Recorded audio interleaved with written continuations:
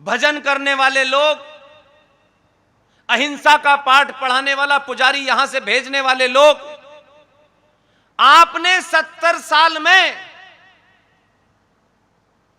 जो आपसे एक भूल हुई,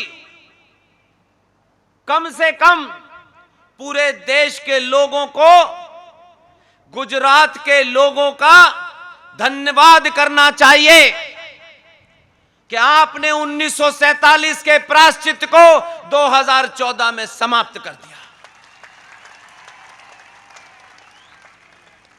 इसलिए मैं आपके बीच आता हूं। आप मीठा खाना जरूर खाते हो, लेकिन आपके खाने के कुछ नाम ऐसे होते हैं कि लगता है कि ये खाकड़ा और फाफड़ा किसी मिसाइल का नाम है। इसलिए एक बार नहीं, आपने इस बात का सबूत पूरे देश को दिया और पूरे देश में एक वैचारिक क्रांति खड़ी कर दी, अपने एक्शन से, भाषणों से नहीं। 14 वाला जब दिल्ली में कमजोर पड़ा तो आपने 19 उससे भी ज्यादा बहादुर को भेज दिया। और जब तक आपने ये जो फैक्ट्री तैयार की है, इस फैक्ट्री में ऐसे भी लोग पैदा किए थे जो ये कहते थे कि कोई तुम्हारे गाल पे एक चांटा मारे तो तुम दूसरा गाल आगे कर देना। अब आपने जिनको भेजना शुरू किया है वो कहते हैं एक साथ दोनों गालों पे मारो। यह बदलाव किसी राष्ट्र के रूप में बहुत छोटा मोटा नहीं है। मैंने इतनी बड़ी सभा अपने पिछले 8-9 साल में नहीं देखी।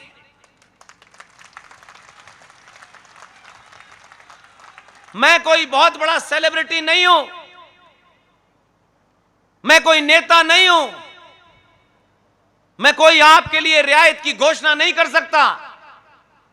मुझ जैसे साधारण आदमी को सुनने के लिए गुजरात के पालनपुर में रात के 9:30 बजे अगर 20,000 आदमी आए हैं, इसका मतलब है निशाने पे तीर लग गया है।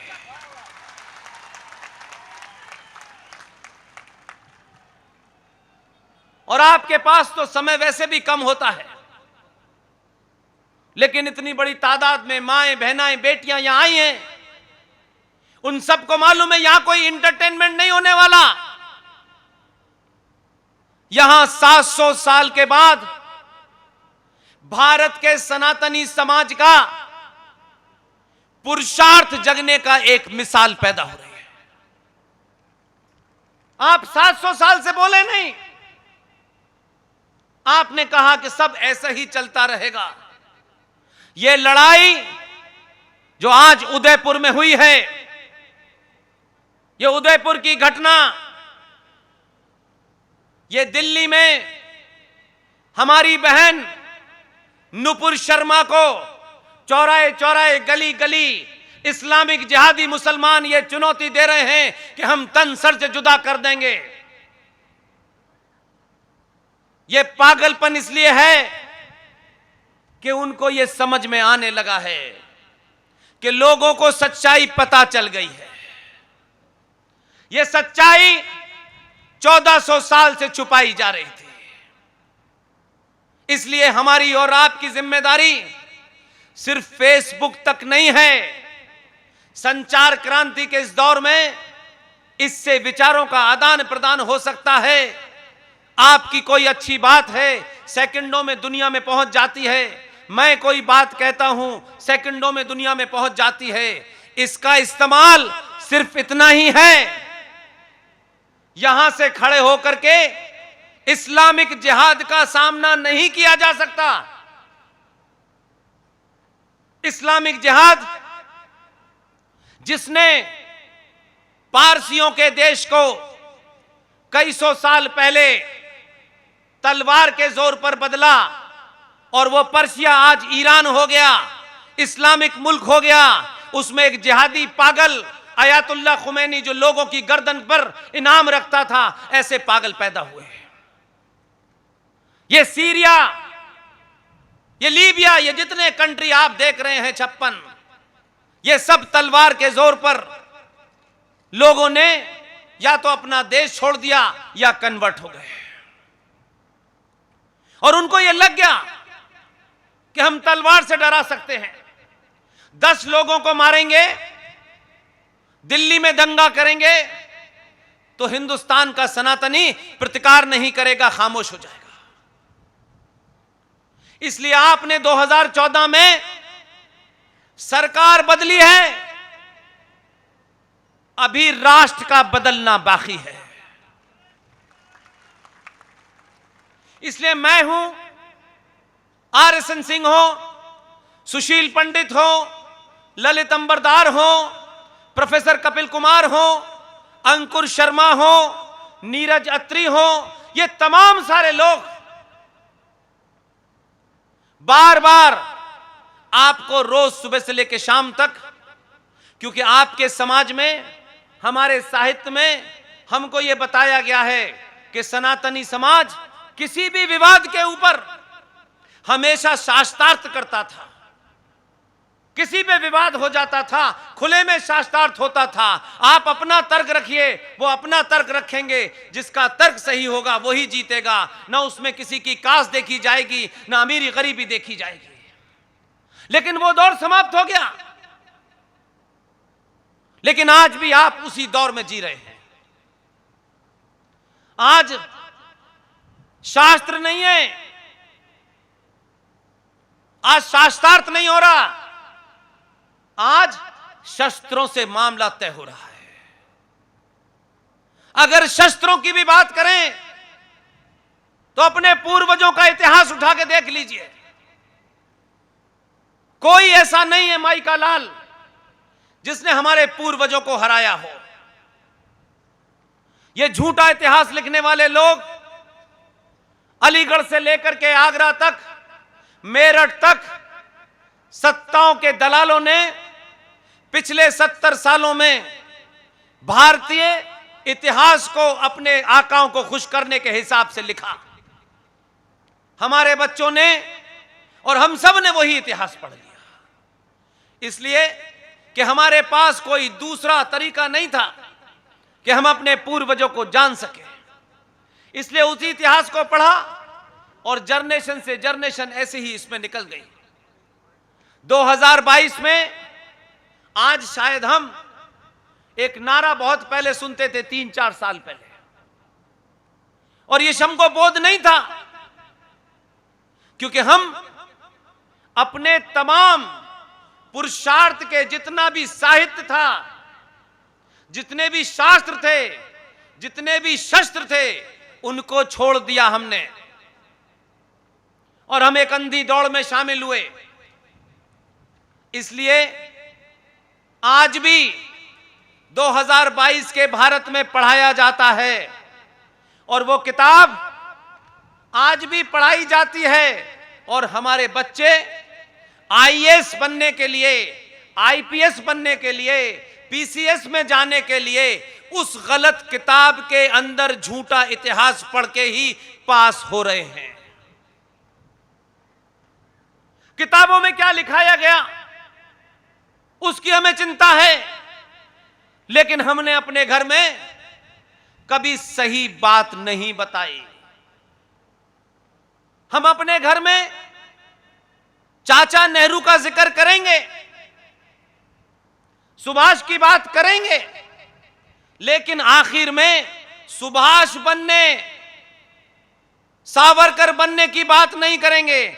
बनाएंगे तो हम फूल वाला चाचा ही, ताकि जोड़ तोड़कार करके प्रधानमंत्री बन जाए हमारा बच्चा। यह बीमारी है हमें। इसलिए 2021 में पूरी दुनिया यह बात आपसे कहती थी, हम सुनते थे, और बहुत सारे लोग हमसे यह भी तर्क करने लगे कि जब दुनिया ने हमें यह मान ही लिया है तो फिर हमें कहने की क्या जरूरत है, हमें कुछ क्यों करना है। कभी कभी शत्रु ऐसे नैरेटिव, ऐसे नारे बनाता है जिससे आप भ्रम की स्थिति में रहें और आप ये सोचें कि अब तो दुनिया हमारा लोहा मान रही है, हमारा शत्रु भी हमसे ये कह रहा है। लेकिन आप नहीं समझ पा रहे हैं कि शत्रु जानता है कि ये सच बात न जाने, इसलिए लगातार बार बार कहा गया 21वीं सदी भारत की होगी, भारत की होगी, सनातनी हिंदू खुश। अब तो भारत की होगी, अब हमें क्या करना है, अब तो अपने आप ही हो जाएगी। आपको अपने देश के किसी आविष्कार के कारण नहीं कहा गया कि 21वीं सदी सनातनियों की होगी, क्योंकि दुनिया आपको लंगोटी वाले पिताजी से नहीं जानती, पूरी दुनिया आपको आचार्य चाणक्य से जानती है। इसलिए उन्होंने जब यह बात कही कि 21वीं सदी भारत की होगी, लेकिन आपके यहां जो उसके ऊपर डिबेट हुई, उससे लोगों को लगा कि हम जिस बात के लिए इनको जगाना चाहते हैं ये शायद जगना नहीं चाहते, क्योंकि इनको लगता है कि 21वीं सदी कोई कार में लग के लाएगा और इन्हें दे देगा। लेकिन ये संचार क्रांति जो आज हुई है, ये सिर्फ सनातनी हिंदू के लिए हुई है। अगर ये क्रांति न होती तो आज आप गुजरात के इस पालनपुर में 20,000 की संख्या में नहीं पहुंचते। यह जागृति जो रात रात दिन दिन देश भर में 10-15 लोग सच बोल रहे हैं, उनके मूल में संगठन की दुकान नहीं चलाना है, उनके मूल में किसी पार्टी को जिताना हराना नहीं है। क्योंकि हम ये मानते हैं कि अगर राष्ट्र, देश और संगठन में से कुछ भी चुनना हो तो मैं मानता हूं कि हम न संगठन में इंटरेस्टेड हैं, न सरकार में इंटरेस्टेड हैं, न देश में इंटरेस्टेड हैं। अगर इन सब के बीच में मुझे चुनाव करना था तो मैंने राष्ट्र के प्रति चुनाव किया, क्योंकि हम सबको यह बोध कराया गया राष्ट्र क्या है, राष्ट्र के बारे में कोई बात नहीं की गई। यह तो वेस्टर्न कंसेप्ट है। यह अंग्रेजी पढ़ने वाले लोग जिन्होंने हिंदी भी अब जानने लगे हैं, वो भी ज्ञान देते हैं आपको। भारत जब से ये ब्रह्मांड है, ये कायनात है, ये यूनिवर्स है, जब से ये अपने वजूद में, अस्तित्व में आया है, दुनिया में एक ही सभ्यता थी, एक ही धर्म था, एक ही धर्म है, उसी को सत्य सनातन कहते हैं। लेकिन हमारी कायरता ने, क्योंकि हमें दूध का बिजनेस खुद नहीं करना है, अगर दूध यहां पैदा होता है और इस शहर में 28 लाख सनातनी हिंदू परिवार हैं, तो दूध कोई और पहुंचा रहा है। हम कुछ करना नहीं चाहते। अगर गांधी के भी कुछ फॉलोअर बचे हैं, अगर उनकी कुछ कायरता से भी सीखना है तो उसमें भी आप अपने लिए निकाल सकते हैं, अगर आपका विजन क्लियर है। अगर यह युद्ध पूरे देश में मजहबी है, राजनीतिक है, सामाजिक है, आर्थिक है, तो कम से कम जो फौज है, पुलिस है, उसे अपना काम करने दीजिए। जो काम आपके हाथ में है, जिसमें ना आपको तलवार उठानी है, न किसी का गला काटना है, तब भी आप वो रास्ता क्यों नहीं चुनते हैं? गुजरातियों को तो चुनना चाहिए कम से कम। माना कि 1947 वाले लंगोटी वाले पिताजी ने बहुत कुछ किया, लेकिन कभी कभी अपनी जरूरत के लिए उनका भी फार्मूला इस्तेमाल कर सकते हैं। जो लोग इस देश में सनातनी हिंदुओं की हत्या करके आपको डराना चाहते हैं। उनका इलाज कुछ लोग करेंगे, कर रहे हैं, लेकिन मेरी माएं, बहनें, बेटियां अपना रोल तय करें। जिस दिन सनातनी महिलाएं अपना रोल तय कर लेंगी, मुझे पूरी उम्मीद है कि इस आर्थिक युद्ध में शत्रु की कमर तोड़ देंगे।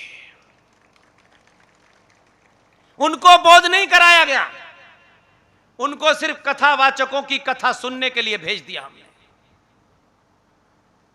हमारे कथावाचक भी ईमानदार नहीं है,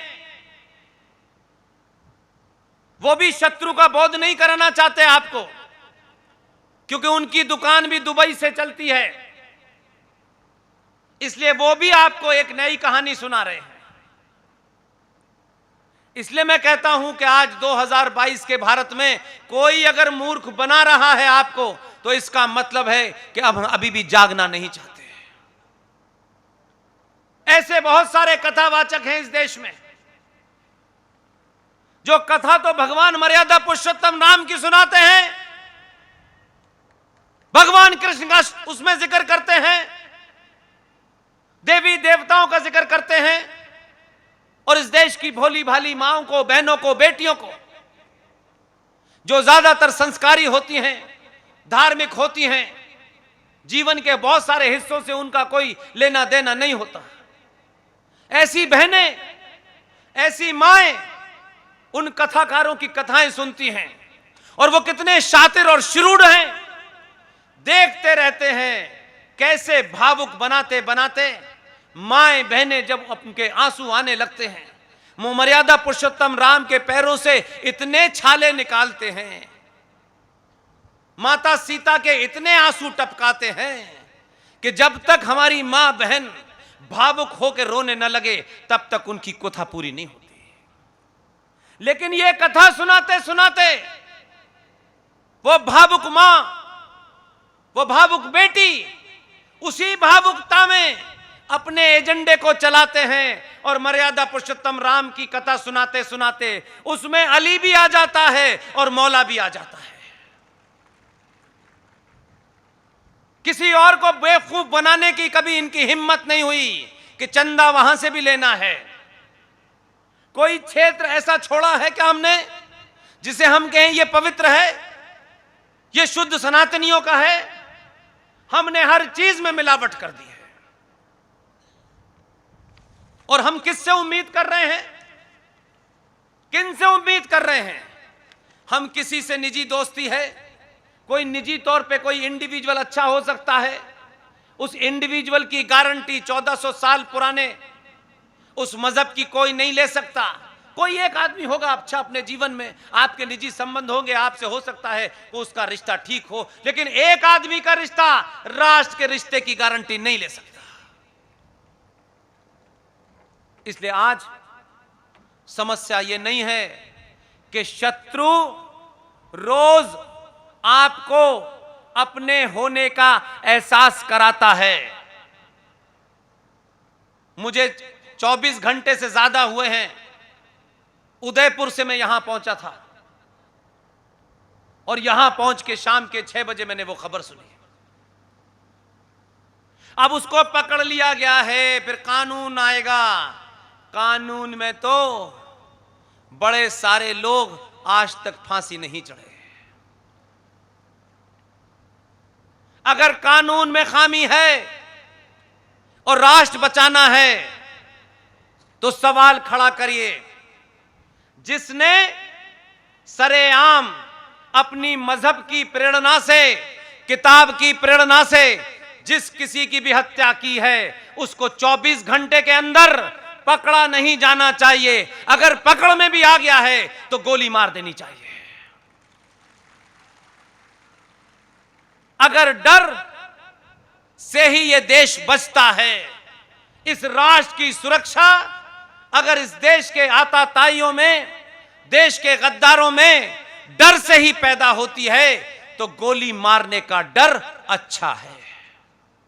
होना चाहिए, क्योंकि आप किसी जमीन के टुकड़े की लड़ाई नहीं लड़ रहे हैं, आप अनादिकाल से पुरानी एक सभ्यता को बचाने की लड़ाई लड़ रहे हैं। कोई दौर ऐसा नहीं हुआ जब सनातनी हिंदू ने शत्रु का मुकाबला करने के लिए हथियार न उठाए हो।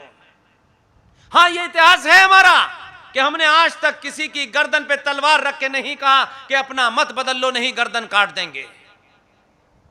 लेकिन वो 1400 साल से ये कर रहे हैं, और आप तो सनातनी हैं, लेकिन आपको उनका इतिहास नहीं पता। कहा गया कि उदयपुर में जिस बच्चे की हत्या की गई है उसकी गर्दन काट के जमीन पे फेंक दी गई, उन्होंने ये बताया। जरा उनका इतिहास तो पढ़ें। आपको लगता होगा कि जो इनके मजहब में यकीन नहीं रखता उसकी गर्दन काटते हैं, यह फिलॉसफी तो मौजूद है किताब में, लेकिन वो सनातनी, वो गुजरात में हो, वो दिल्ली में हो, वो राजस्थान में हो, दुनिया के किसी कोने में हो, अगर मेरी बात उन तक जा रही है तो जरा होश में हो करके किताब को पढ़ लें। प्रॉफिट मोहम्मद साहब, जो मुसलमान 1400 साल पहले अपने प्रॉफिट मोहम्मद के सगे नहीं हुए, वो आपके सगे होंगे?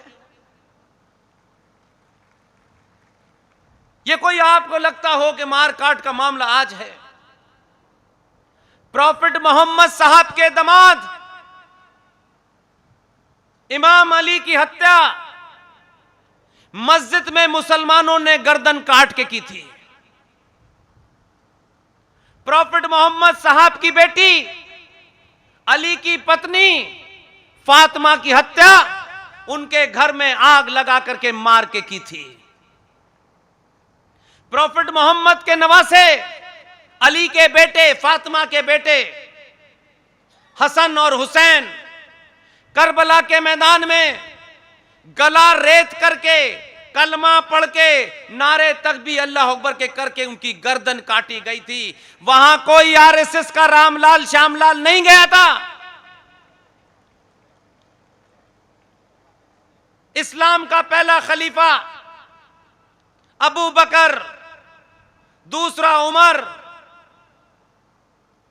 तीसरा उनका खलीफा, हर खलीफा की हत्या हुई। उसमें क्या हम शामिल थे? जिसकी उत्पत्ति ही कत्लो गारत से हुई हो, उनको आप भाई बना के घर में रखना चाहते हैं, तो आपसे बड़ा पागलपन का दौरा किसी को नहीं पड़ा। दुनिया ने इलाज ढूंढा, आप नहीं ढूंढना चाहते, और आप चाहते हैं कि सत्ता पे हम जिसे बिठा दें बस वही ढूंढे। दुनिया में याद रखिएगा, सत्ताएं बहुत छोटी सी होती हैं, देश उससे थोड़ा बड़ा होता है। जो लोग सत्ताओं, संगठनों पे निर्भर रहते हैं, वो अपना पुरुषार्थ समाप्त कर देते हैं। उनको लगता है कि हमारे ऊपर होने वाले अत्याचार के बारे में सरकार की जिम्मेदारी है कि हमारे ऊपर जो हमला हुआ है उस हमले का प्रतिकार सरकार करे, कानून करे। और ये बात हमारे अपने लोगों ने हमसे झूठ बोली,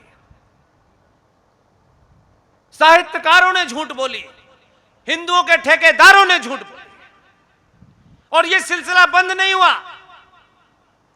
ये उतना ही बड़ा जुर्म है कि कोई मां अपने उस छोटे से बच्चे को, जिसको कुछ पता नहीं है, उसे ज्ञान नहीं है, अपने स्वार्थ में दूध पिलाने की जगह जहर पिला दे।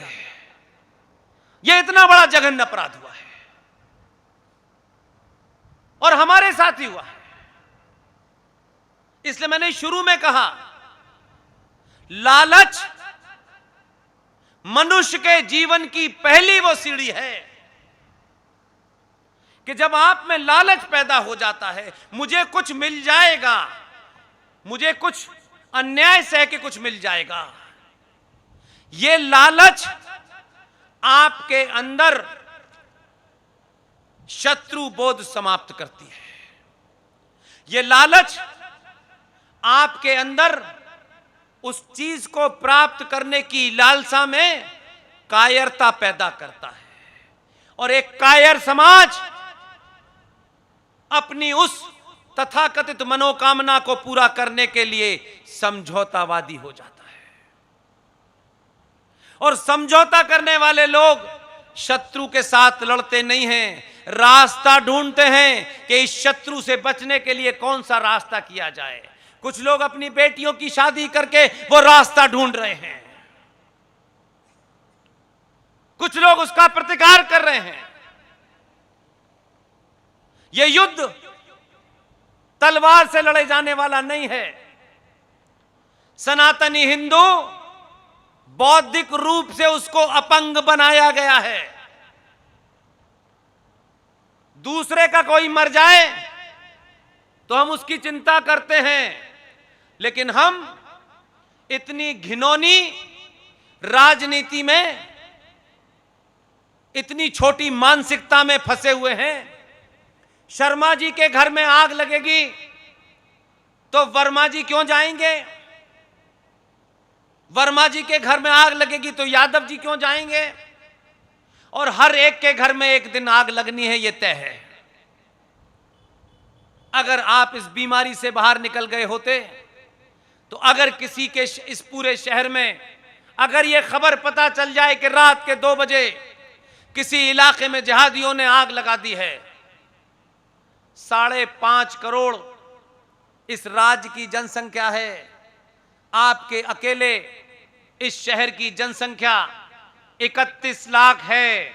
28 लाख में से 5 लाख लोग रात के 2 बजे भी अगर वहां चले जाएंगे, अगले 50 साल तक कोई जिहादी आग लगाने की हिम्मत नहीं करेगा, नहीं करेगा।